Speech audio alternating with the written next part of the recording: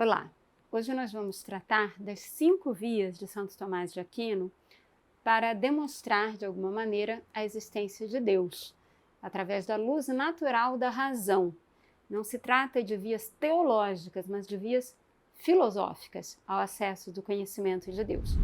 Então, primeiro vamos apresentar um breve panorama das chamadas 5 vias. Vamos prestar atenção especialmente na 5ª via de Santo Tomás de Aquino, o fascínio que ela exerceu e, ao mesmo tempo, objeções que recebeu, e, finalmente, a atualidade da 5ª via hoje. Primeiramente, é interessante situar Santo Tomás de Aquino no seu momento histórico. Ele é um personagem da alta Idade Média, do período mais pujante, mais florescente, mais luminoso, podemos chamar assim, da Idade Média, que é o século XIII. Ele nasceu no ano de 1225 e faleceu no ano de 1274, portanto apenas com 49 anos. No entanto, ele deixou uma obra de teologia monumental. E as chamadas 5 vias, elas aparecem de uma forma bem específica na Suma de Teologia, mas também está presente na Suma contra os Gentios. Em primeiro lugar, a ideia básica é que são 3 ideias elementares. Primeiro, que essas demonstrações para a existência de Deus não são demonstrações no sentido com que a gente se refere a uma demonstração de tipo das ciências naturais ou das ciências matemáticas. Na verdade, são um conjunto de elementos convincentes e convergentes que nos dão uma certeza razoável, verdadeira, acerca do conhecimento de Deus. Mas não são demonstrações matemáticas ou típicas das ciências naturais. Por outro lado, também são demonstrações a posteriori, ou seja, elas partem de constatações da experiência. Não são demonstrações a priori, não partem de ideias pré-concebidas, não. Parte de uma abertura à realidade, de uma constatação do que acontece à nossa volta.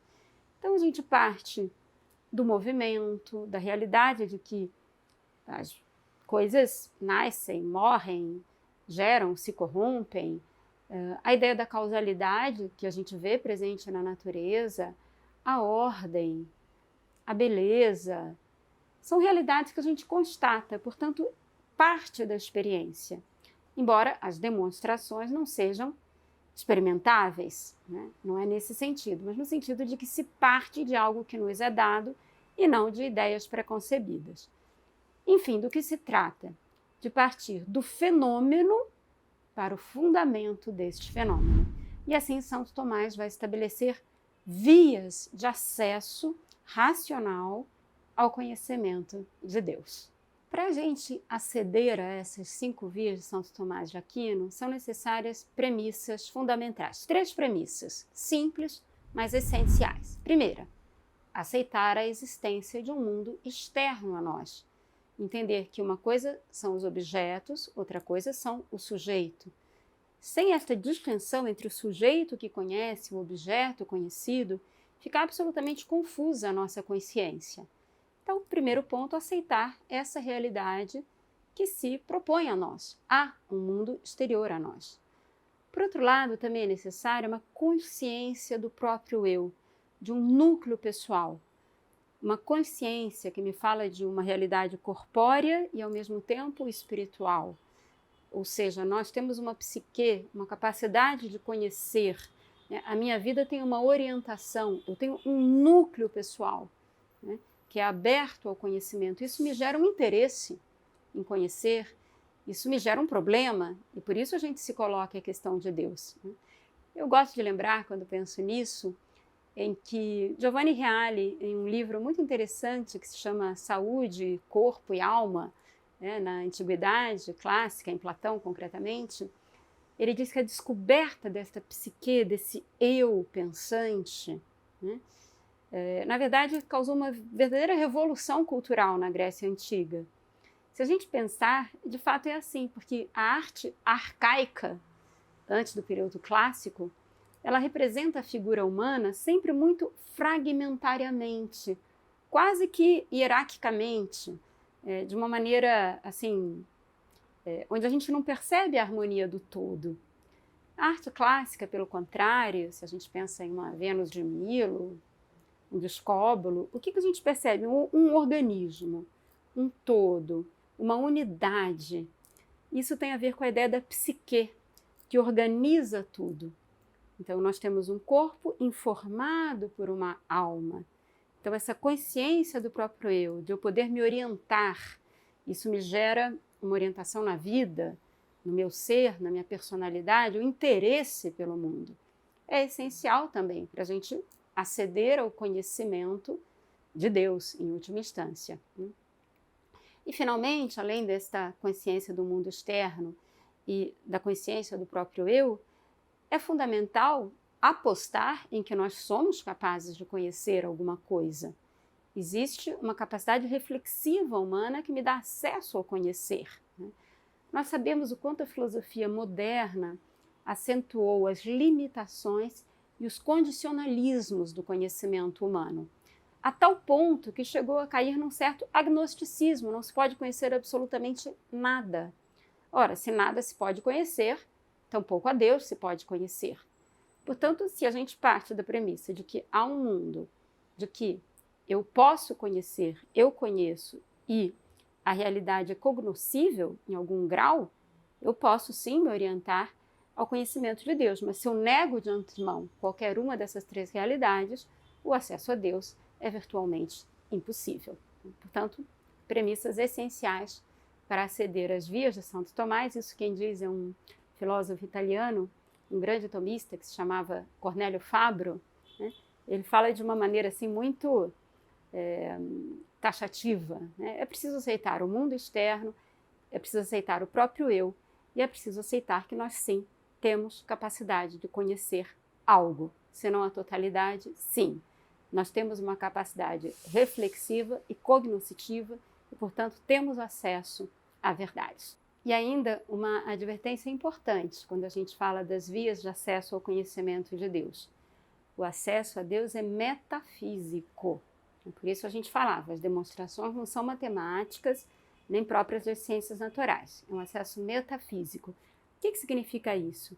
Que a causalidade a qual a gente se refere nas vias de Santo Tomás é uma causalidade em nível ontológico. É a causalidade do ser, não é a causalidade do fenômeno. Significa dizer que essa causalidade, o princípio da causalidade, ele não é percebido pelos sentidos, ele é entendido pela inteligência. Por isso é uma causalidade em nível ontológico, causalidade do ser e não do fenômeno, não simplesmente daquilo que aparece e que os sentidos percebem. É algo entendido pela nossa inteligência.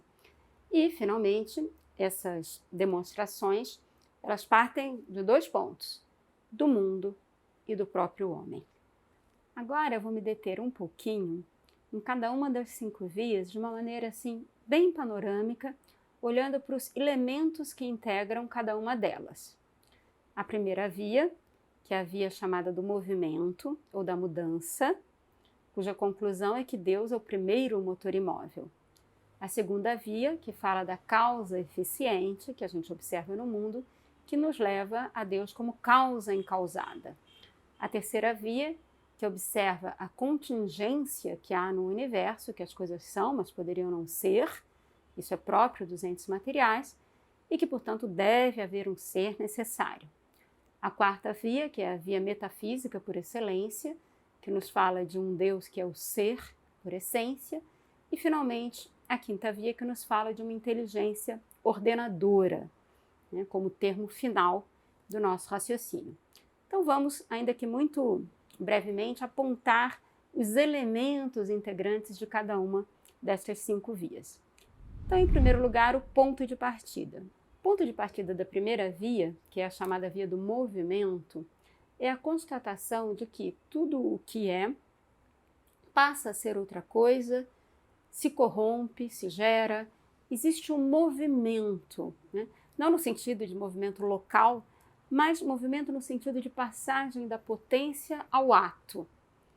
Tudo que é em potência passa a ato e não pode se atualizar, por si mesmo. É preciso que algo em ato atualize o que há em potência para que aquilo se atualize. Em outras palavras, algo não pode estar em potência e em ato ao mesmo tempo sob o mesmo aspecto. E esse movimento é resultado de algo que está em ato. Aplicando aqui o princípio da causalidade, a gente vai precisar chegar a um primeiro motor que mova sem ser movido. Então, Deus é o primeiro motor imóvel, né, como termo final dessa primeira via que diz respeito à constatação da realidade do devir, do movimento que se vê no mundo. A segunda via tem uma certa semelhança com esta, que é a chamada via da causalidade eficiente. A gente percebe que há uma causa subordinada a outra causa. E a gente poderia pensar na causa do fiere, do fazer-se. Porém, qual é a causa do ser? Porque o efeito é posterior à causa, a causa antecede o efeito. Então, pela via da aplicação do princípio da causalidade às causas subordinadas, a gente vai buscar a causa do ser, o princípio não causado, que é Deus como a causa incausada, que explica os efeitos que estão aí. Todo efeito postula uma causa, e uma causa anterior e superior que possa causar, né? Então, nos referimos aqui à causa do ser, não à causa do fazer, né? E a distância ou a diferença entre a primeira via e a segunda via é a diferença que há entre o movimento e a causa eficiente. São termos que têm uma conotação distinta, mas ambas aplicam o princípio da causalidade. A terceira via, também muito interessante, né? Porque é muito também, digamos, intuitiva quase. A gente percebe que tudo o que há ao nosso redor mas poderia não ser. Esta planta, este animal, eu mesmo, os entes materiais, de uma maneira muito específica, são, mas poderiam não ser. Tudo mas poderia não ser. Ora, se tudo, absolutamente tudo, mas poderia não ser, o que existiria? Nada. Então, deve haver um ser, necessariamente, que explique a existência dos seres, todos eles contingentes. Então, essa terceira via nos leva a pensar em um ser que necessariamente. Por quê? Porque nós constatamos os seres contingentes ao nosso redor.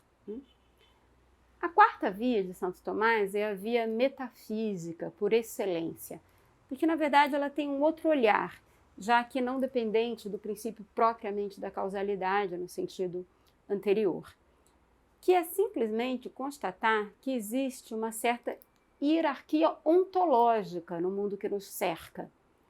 A gente percebe que há diferentes graus de ser, ou seja, há uma participação. Como assim? Podemos pensar assim, existem realidades que são sem vida, inanimadas. A gente pode pensar em uma pedra, em todo o universo inanimado. Mas nós constatamos universos, realidades que são vida. O viver, né, é mais do que o simplesmente existir. E nós temos a vida vegetal. Mas num outro plano, nós temos uma vida animal, que acresce muitas perfeições à vida vegetal. Então nós temos sentidos, percepções, né, movimentos que não há no mundo vegetal. Se a gente pensa no mundo humano, nós temos o entender, o querer, né? Além do movimento e da vida e da existência, há um grau aqui de perfeição muito superior, né? Então, tudo o que é alguma coisa, tudo de alguma maneira tem o ato de ser. Porém, não é do mesmo modo. Existem muitos modos de ser, muitas perfeições, né? A gente vê uma composição radical nos entes, em todas as realidades, que é a composição entre ser em ato e essência, a possibilidade, aquilo que a gente é. Bom, mas se nós não somos o nosso ser, de onde deriva o ato de ser? Do qual a minha essência participa, né? Eu participo do ato de ser. Então, deve aqui haver o ser por essência, aquele que simplesmente é. não é alguma coisa, ele simplesmente é o puro ato de ser subsistente, do qual participam todos os outros seres. Vejam o quanto é metafísico aqui o raciocínio, né? Então, a quarta via, né, chega a Deus como o ser por essência, aquele que simplesmente é, não é alguma coisa. Todo o demais, tudo que há na natureza é alguma coisa.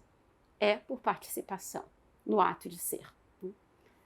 E finalmente chegamos à última via, que é agora a qual a gente vai se deter um pouquinho mais.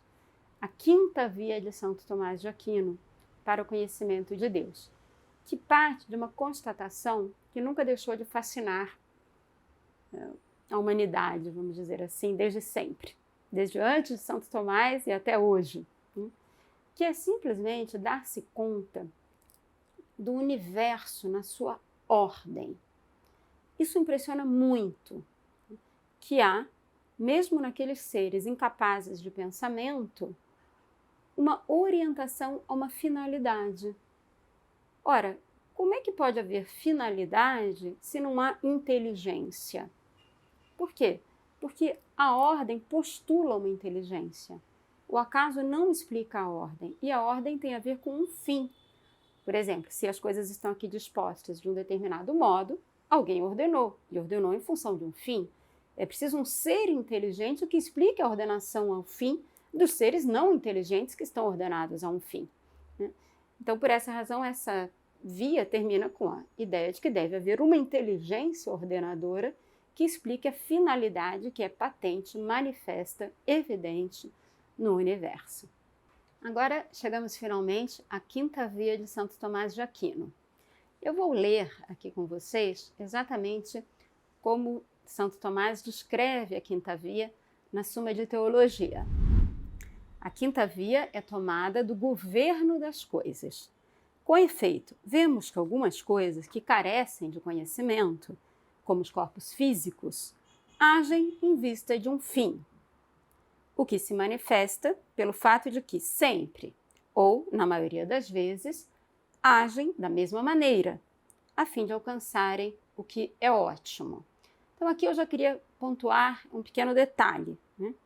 O que se manifesta pelo fato de que sempre ou na maioria das vezes. Vejam que Santo Tomás não rejeita a possibilidade do acaso, mas a regularidade com que se dá esta ordenação a um fim, e a um fim que é ótimo, vai sugerir uma inteligência. Isso sim não pode ser fruto do acaso. Então, continuando. Fica claro que não é o acaso, mas em virtude de uma intenção que alcança um fim. Ora, aquilo que não tem conhecimento não tende a um fim, a não ser dirigido por algo que conhece e é inteligente. E ele dá o exemplo, como a flecha pelo arqueiro. Logo, existe algo inteligente pelo qual todas as coisas naturais são ordenadas a um fim, e a isso nós chamamos Deus. Vale a pena a gente se deter um pouquinho nos elementos que constam nesta quinta via de Santo Tomás de Aquino. Primeiro elemento: todas as coisas, inclusive as que carecem de inteligência, estão ordenadas a um fim.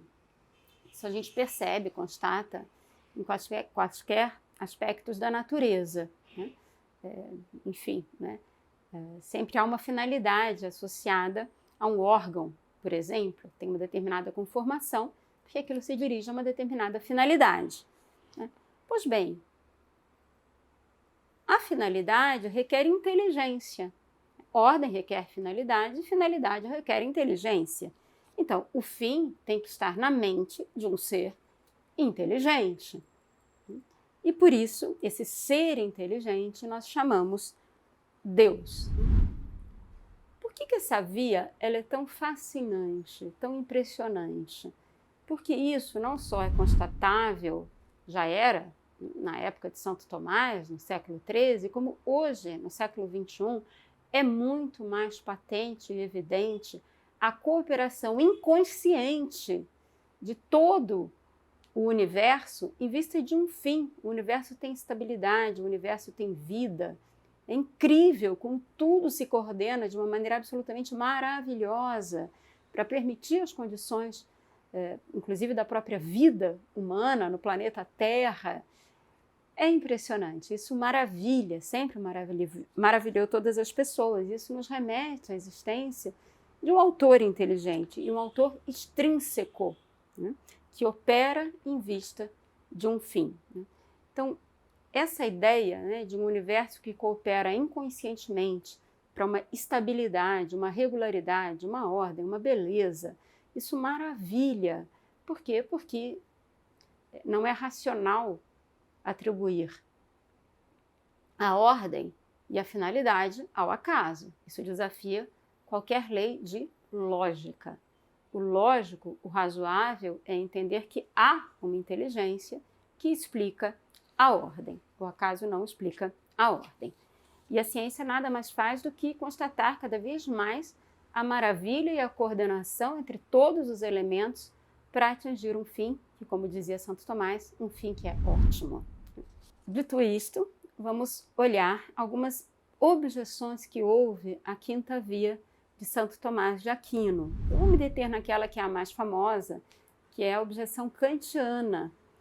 Porque Kant é interessante, né? No período pré-crítico, antes de ele ler David Hume, ele mudou bastante o pensamento de Immanuel Kant, né, que é um filósofo do século XVIII, né? Ele nasceu em 1724, morreu em 1804, é assim um filósofo que está situado dentro do movimento iluminista, né, do século das luzes. Digamos, ele entendia que a razão humana era capaz de tudo e explicava tudo, né? E de fato ele vai entender que não se pode, através da razão, provar a existência de Deus, né? Mas diante da finalidade, da ordem que há no universo, mesmo Kant ficava absolutamente extasiado, e ele diz, né, em um artigo dele anterior à fase crítica, ele diz assim: esse é um argumento firme e belíssimo. E se a gente ler na Crítica da Razão Pura, antes dele criticar a prova teleológica, ele faz um elogio assim maravilhado, né, exatamente a ideia de uma teleologia que há no universo, que de fato é algo que impressiona. Mas, né, isso é importante, a prova que ele critica não é a prova teleológica de Santo Tomás de Aquino. Kant, na verdade, ele parte de uma constatação da finalidade e imediatamente relaciona isso com a contingência, coisa que Santo Tomás não faz. Ele diz assim: como há finalidade em tudo que há no universo e a finalidade não pode ser uma contingência, então existe um ser necessário. Não é essa a quinta via de Santo Tomás de Aquino. A via que está dentro daquelas provas que Kant irá rejeitar, porque rejeita o princípio da causalidade, e a via de Santo Tomás, que diz respeito ao ser necessário, que diz respeito à causalidade, é a terceira via.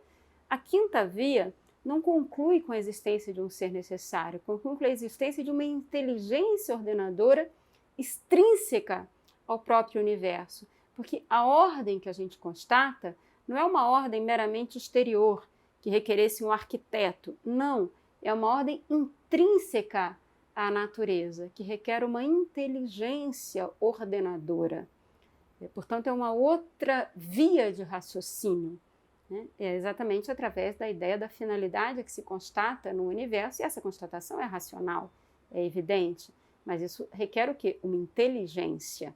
E é nesse sentido que a crítica que Kant desenvolve à prova teleológica não é a prova teleológica expressa por Santo Tomás de Aquino. Então, não é uma crítica contundente de forma alguma, né? Na verdade, essa ideia de uma inteligência ordenadora, de um projeto inteligente, ela não só não foi refutada, como é cada vez mais avalizada.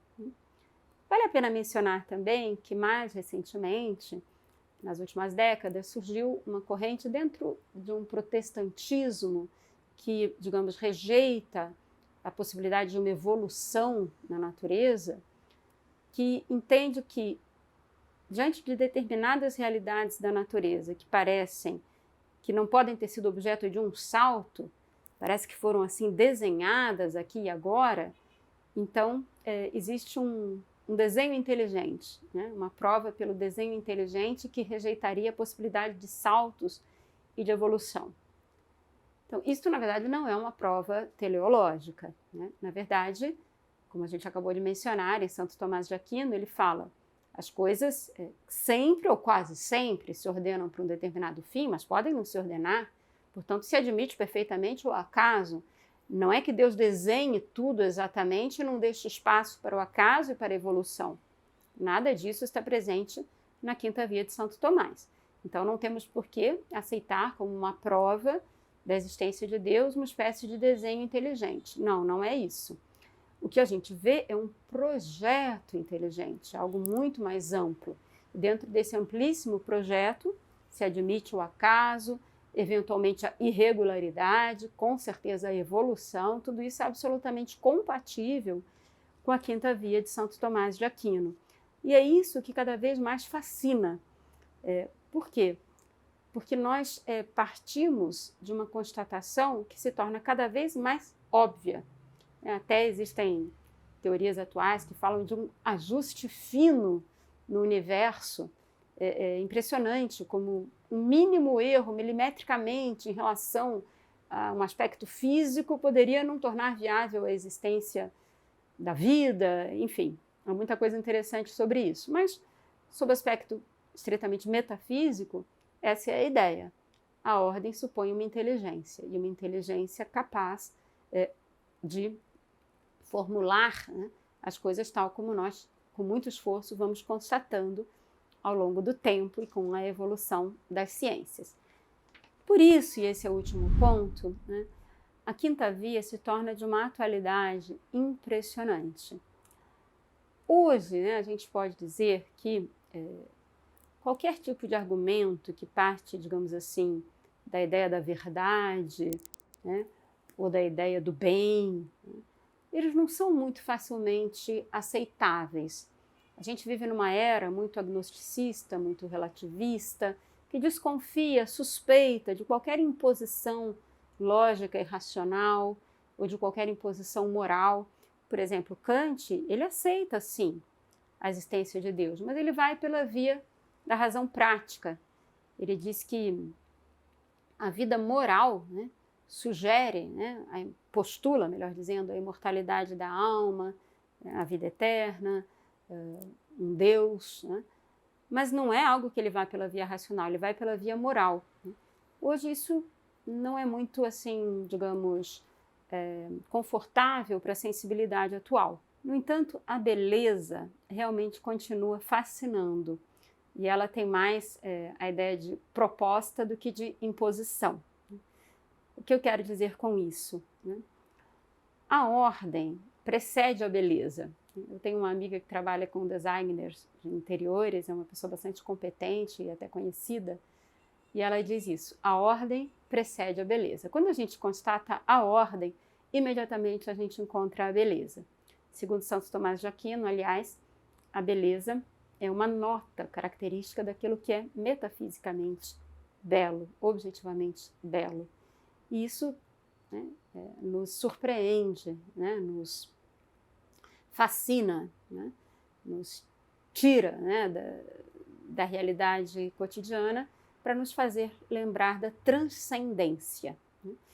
Então, olhar, né, para a perfeição, para a harmonia, para a finalidade, olhar a beleza do universo, a regularidade, a sublimidade, né, de tudo que a gente vai percebendo cada vez com mais profundidade e precisão, né, de fato é um caminho que nos parece mais compatível com a sensibilidade contemporânea pouco dada a raciocínios muito metafísicos, embora, obviamente, como nós dizíamos, todo o acesso a Deus é metafísico, parte da experiência, mas não é experimentável, né?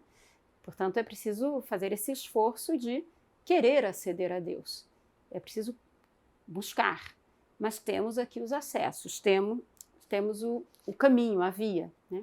O universo é lógico, é simples, é ordenado e ao mesmo tempo é complexo. Isso me faz lembrar, né, uma frase de Leonardo da Vinci, que eu acho que expressa, né, essa frase de Leonardo da Vinci, esse fascínio que a quinta via exerceu e continua exercendo. Diz assim: a simplicidade é o mais alto grau da sofisticação. E este é algo do que há de fascinante na quinta via. A complexidade e, ao mesmo tempo, a simplicidade que a gente constata no universo quando a gente vê por trás de tudo uma inteligência que ordena e que explica toda essa ordem.